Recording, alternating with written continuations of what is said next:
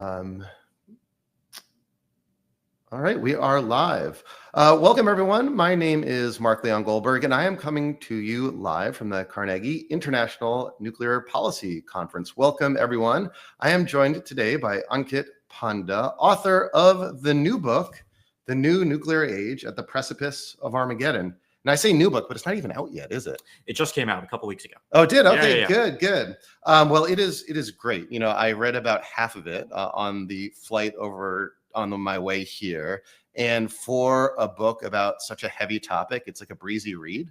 I'm really glad to hear that. It's really good. And I strongly recommend it. So you call your book The New Nuclear Age, and we're going to spend the bulk of our conversation discussing why that is. Before we get there, though, can I have you walk viewers and listeners through what were the previous nuclear eras?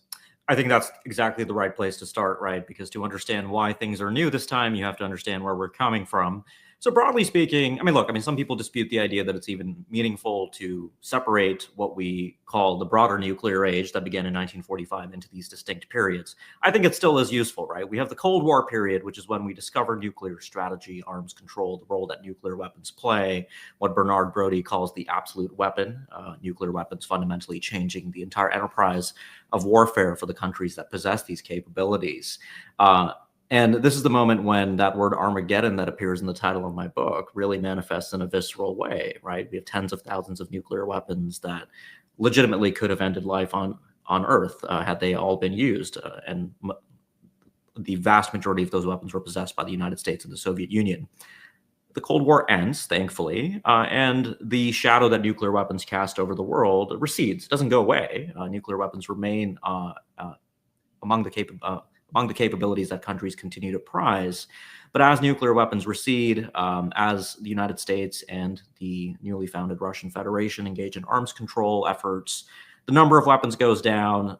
We undertake efforts to build up a global nuclear order that's a lot more durable. We extend the Treaty on the Non-Proliferation of Weapons, for instance, which is the most durable arms control agreement, in my opinion, a really important treaty that prevents the spread of these weapons and allows for the spread of peaceful nuclear energy.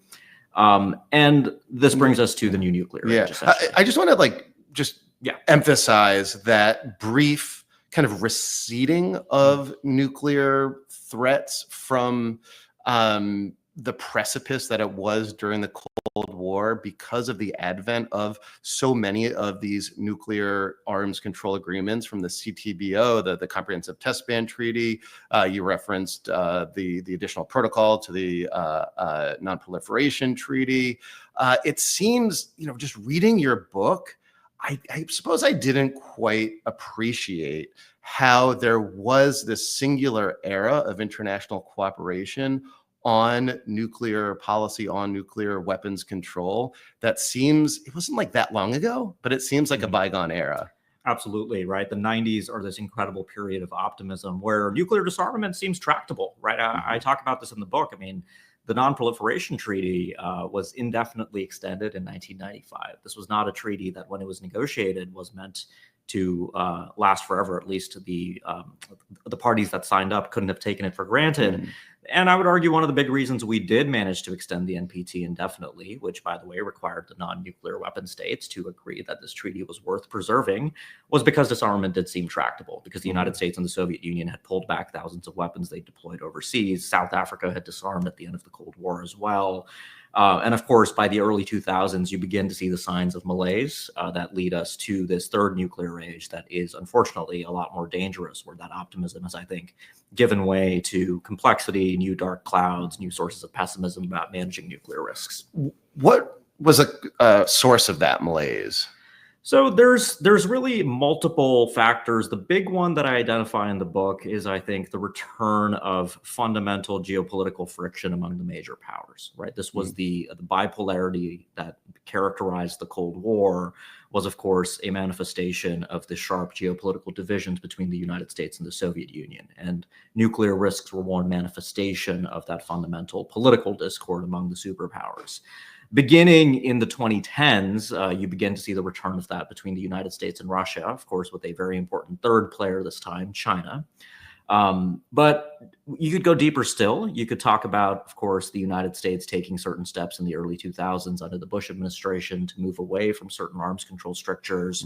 I talk about the end of the anti-ballistic missile treaty as one of the sources. I think I call it the original sin in many ways that leads us to this moment we're in today, where arms control agreements that were rather important in bounding the scope of nuclear dangers started to fray and dissipate. And so it's the arrival of China, it's the return of geopolitical friction between the three major powers, Russia's annexation of Crimea in 2014 being, I think, a very important turning point. But of course, you have new players as well. You have North Korea's arrival as a nuclear power in its own right by the end of the 2010s. North Korea has since matured quite a bit. You have new sources of technological flux. And all of this is meaningfully colliding in a way that I don't think we've seen previously. So there is something meaningfully unprecedented about this moment. And the fundamental argument in the book is that what makes this new nuclear age really, I think, come together is the fact that nuclear weapons, just in the way that they receded from the global consciousness after the end of the Cold War, are now very much back at the center of international politics in a way that they haven't been in a while. Was there like a moment, an inflection point, a particular thing that happened that you would say points most distinctly between the previous era, that one in which the weapon threat was receding, to the one we're in now? I mean, your book, maybe I haven't gotten quite there in your book. I'm only halfway through. But is there like a singular thing that you could point to? So there are, I could point to several singular things, I suppose. I mean, the big one, I think, for many people was, of course, Russia's full-scale invasion of Ukraine backed by nuclear threats. I think for a lot of people, especially in the West, that was a moment that I think communicated that, first of all, conventional war in Europe was very much possible, because that's exactly what we've seen. But also, Russian President Vladimir Putin made, I don't think, a particularly strong attempt to be very subtle about the kinds of nuclear signaling he engaged in. And so I think it sparked global debates about nuclear proliferation, nuclear deterrence, what nuclear weapons can and cannot do, debates about why it might be a bad idea to put a no-fly zone over Ukraine, despite the fact that many of us in the West wanted to support Ukraine's territorial integrity and sovereignty. So nuclear deterrence bounds us in that way. And I think the Ukraine war was really a moment for a lot of us to fundamentally reinterrogate these questions. And in the course of researching the book, I had the opportunity to travel the world, to talk to officials, strategic elites in a variety of countries, both countries with nuclear weapons and countries without. And of course, the argument that we were entering a new nuclear age wasn't controversial in really any of these places. I think everybody understood that something had changed. It was the synthesis of why is this change happening now? And for that, I think we still do need to go back to that fundamental geopolitical discord between the major powers. I think that's really one of the key drivers. So let's walk through like many of the elements that you identify and define as putting us in this new nuclear age. One of them, you just discussed, is this heightened competition and rivalry between the United States and Russia, exacerbated by the invasion of Ukraine. Another is China. How does China fit into this being a new nuclear era that distinguishes itself from previous eras? Sure. So there has always been a way in which the competition in the realm of nuclear weaponry and nuclear deterrence has disproportionately circulated around the superpowers, right? The United States and Russia used to possess almost all of the nuclear weapons of the world. I mean, I think it's fair to describe at one point in the Cold War, all of the nuclear weapons that existed outside of the United States and Russia as essentially being a rounding error compared to the total destructive power that those two countries could effectuate on each other. In the post-Cold War period, this largely remained true, even as the United States and Russia drew down the aggregate number of nuclear weapons that they deployed for domestic reasons, for arms control reasons. China was very interesting. China tested its first nuclear weapon in 1964 in October, and it chose to tolerate a remarkable level of vulnerability for a number of decades. And by that, you mean just keeping a low level of nuclear weapons and not doing much to protect those nuclear weapons from potential attack. Yeah, I mean, we could go into why, like, the intellectual origins of Chinese thinking about nuclear weaponry under Mao, but fundamentally, Mao was not interested in playing the game that the United States and the Soviet Union were playing. And this fundamentally, I think, came to characterize China's approach to nuclear affairs through the 1990s and into the 2000s and into the 2010s in many ways. China modernized, but in terms of numbers, China was very content to stay in what the U.S. Defense Intelligence Agency in 2019 said was a force comprising warheads in the low 200s, right? Like a minimal deterrent. In a way. And also they uniquely pledged no first use as well, which you discuss in your book. Yeah, that was the big innovation that China announced to the world in 1964. They announced it the day that they announced their first nuclear test. They said China would never be the first to use nuclear weapons. And they do continue to adhere to that policy publicly. But of course, what happens in 2021 on the front page of the Washington Post is we see images from Western China in the desert showing what appear to be hundreds of holes in the ground for ballistic missiles armed with nuclear warheads. A few months later, a second such site is found and a third such site is found. China is building 3 large fields for nuclear armed ballistic missiles. And of course, since then, the United States has publicly assessed that China is in the course of a quantitative buildup that is unlike anything we've seen in its history. It is building up to potentially 1,500 nuclear warheads deployed by 2035. And of course, this is happening at precisely the moment when U.S.-China frictions are growing. The prospect of a conventional war between the two countries is rising. And so the question is why, on the one hand, which we don't have a very good answer to. There's a big debate. China has not publicly acknowledged this buildup. Chinese leader Xi Jinping has not given a speech saying why he feels that China needs more nuclear weapons or anything like that. But what it does do is it turns for the first time the relationships between the nuclear armed superpowers into a 3-way game. And we don't have a very good intellectual framework to think about what stability, what arms control look like in that universe. It's just, I think, worth emphasizing how quickly this change happened. You just said in 2019, the U.S. government's estimates was around, in the low 200s or mid 200s. Like, a couple of years later, we're now talking about, thousands of. Well, we're not yet there. They're still building up. I mean, today I think China's around 500 to 600 warheads. Okay, so they but have in the process, and like in like the with the intention of building many thousands. Exactly. So how does this 3-way game, as you describe it, like change how we think about nuclear weapons, and sort of why is it a definitive part of this era, this new era? Sure. So the reasons for this, I think, really manifest in how the United States has thought about nuclear strategy questions for a number of years and the sufficiency of its own forces, right? The U.S. Thinks very differently from other nuclear states. I mean, notably thinks very differently from what I would describe as the Chinese approach to nuclear weapons and nuclear strategy. For the United States, the number of nuclear weapons really has been increased or decreased historically in relation to Russia, right? As a result of arms control, we have identified the principle of parity in terms of the size of our forces as being broadly stabilizing. So we've tried to keep pace with the Russians. We don't deploy the exact same kind of nuclear force the Russians do, nor should we. But the broad approach that the United States has maintained has really been fixated on this one country.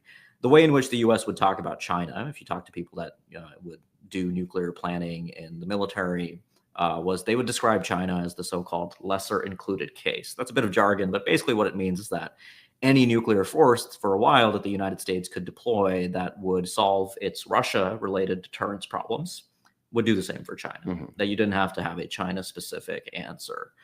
Now the concern in Washington, and I think this is a bipartisan concern, is that that may no longer be a usable rubric going forward, that the U.S. might have to think about either increasing the number of nuclear weapons it deploys in a world where both Russia and China are presenting what you might call near-peer threats to the United States.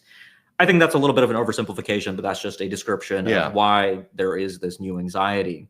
The other source of anxiety, of course, that I think manifests in a more global scale is that What we see today is fundamentally nuclear multipolarity of the kind that I don't think we've seen in the past, right? We've always had multiple countries with nuclear weapons, but like I said, the superpower dynamics manifested in what we call a dyad, right?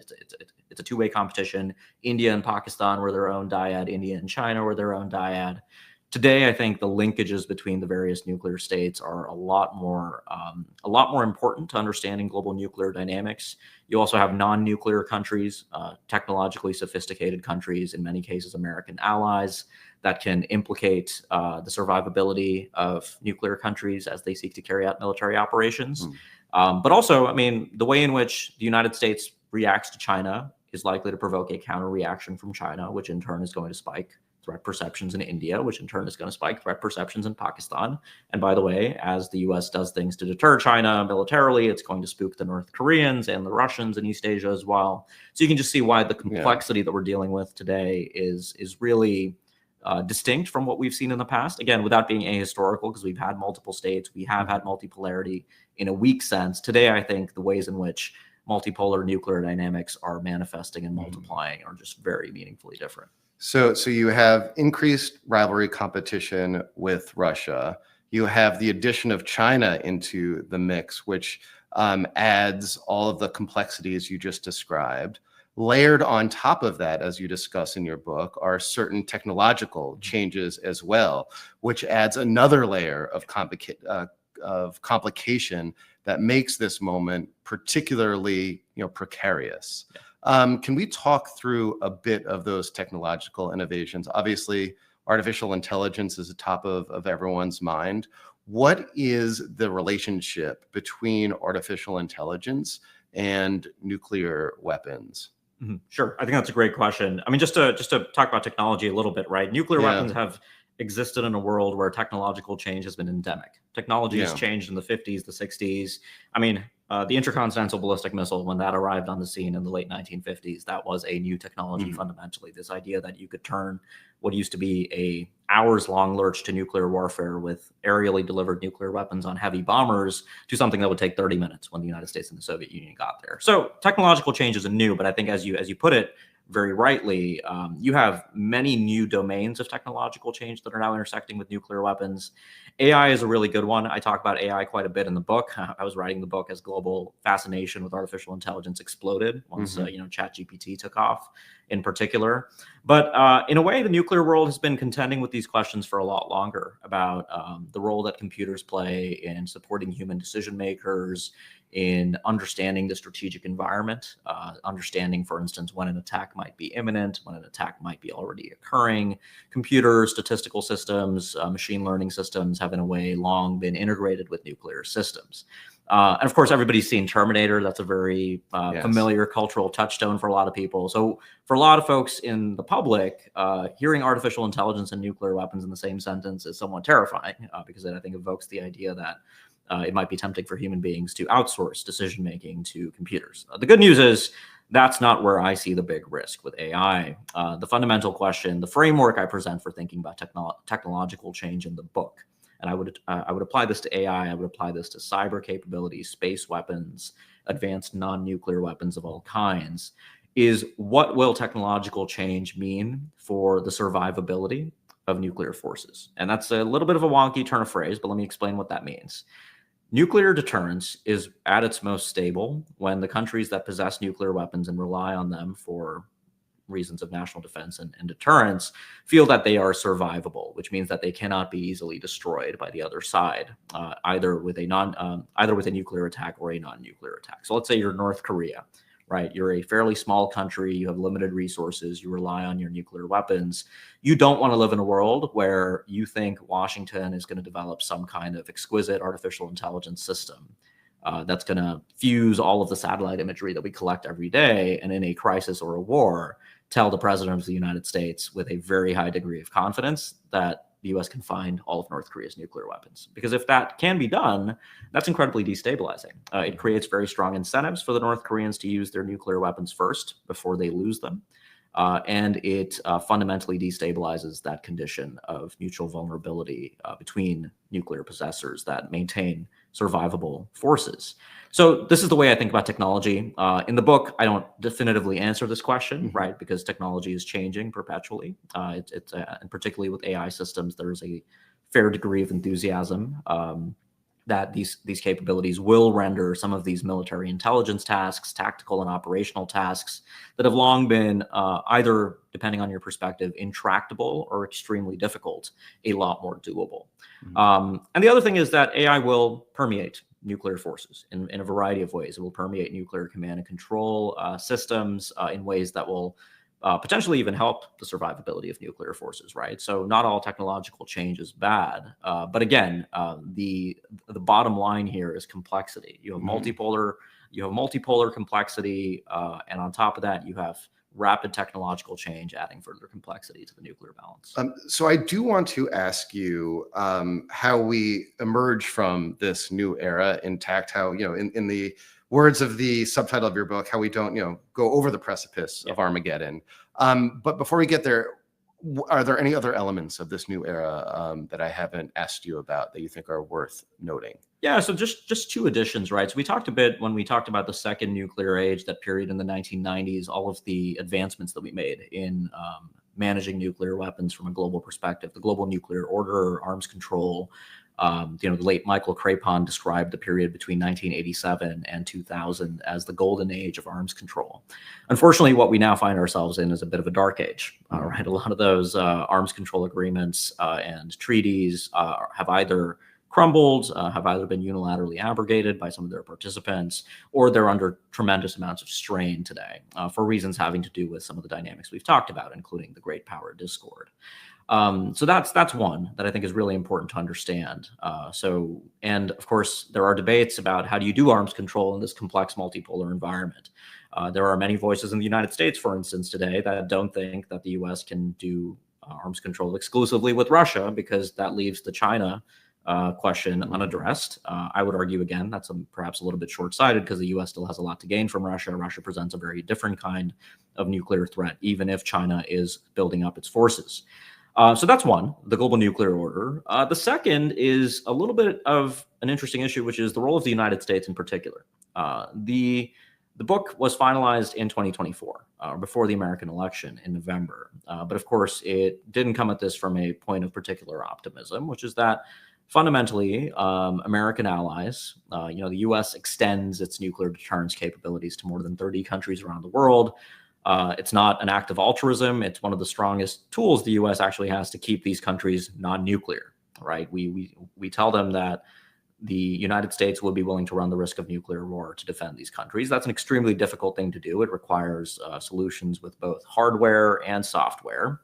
The software is under quite a bit of strain for reasons having to do with essentially the United States now openly questioning whether allies are assets or liabilities in a way that we haven't really seen in the nuclear age. Again, I don't want to be ahistorical. We've had differences with our allies over the several decades that followed the arrival of the first nuclear age. But today, if the U.S. turns its back on this enterprise of extended deterrence, of keeping allies non-nuclear as an inherent goal of American grand strategy, that is opening a very dangerous Pandora's box, in my opinion. So, all of the complexity we've talked about, it becomes a lot worse if nuclear weapons spread.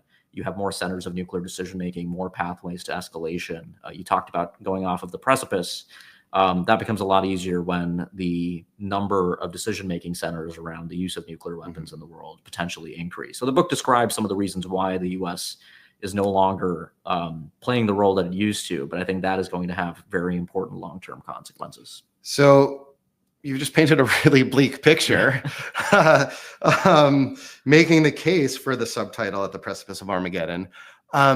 What sort of policy solutions or political solutions exist to help us avoid that worst case scenario today, given just how complex and multi-layered and multifaceted the nuclear threat is today? How do we emerge from this unscathed, or not as badly scathed as we could be? Absolutely. No, look, I mean, my day job is to think about these terrible things, but also to think about how to not go to that place where we have to see nuclear weapons used or end up in a broader nuclear war, God forbid.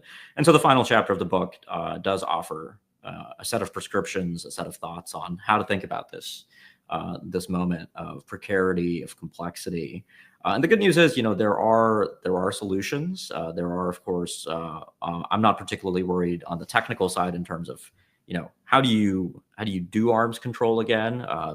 People like me who spend time at think tanks coming up with proposals have plenty of ideas. Of course, the problem today is that the political and diplomatic precursors to even get to the negotiating table don't exist, right? The US and Russia have, now they're in the middle of a odd kind of renormalization effort, but arms control negotiations between the two countries, particularly a bid to extend the New START treaty, which expires next year, which is the last thing limiting the size of the US and Russian strategic arsenals.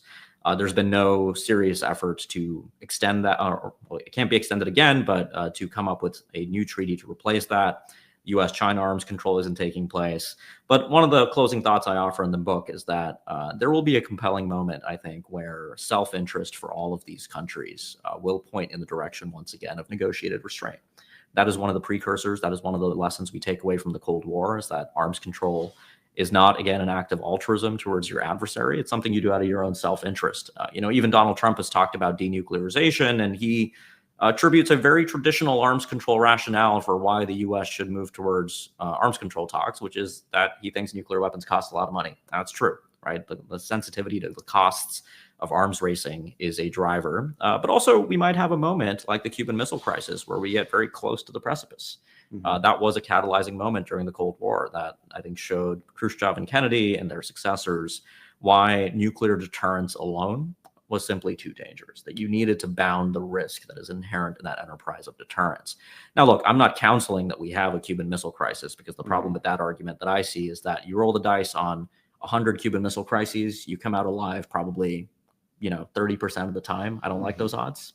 But ultimately, the reason I wrote this book is, first of all, to argue, hopefully to people outside of the small community that I exist in, the world of nuclear weapons experts, that nuclear weapons are back at the forefront of statecraft, that as we live in this world of geopolitical flux in particular, decision makers, publics, national security establishments, diplomats in non-nuclear countries need to recognize these dangers.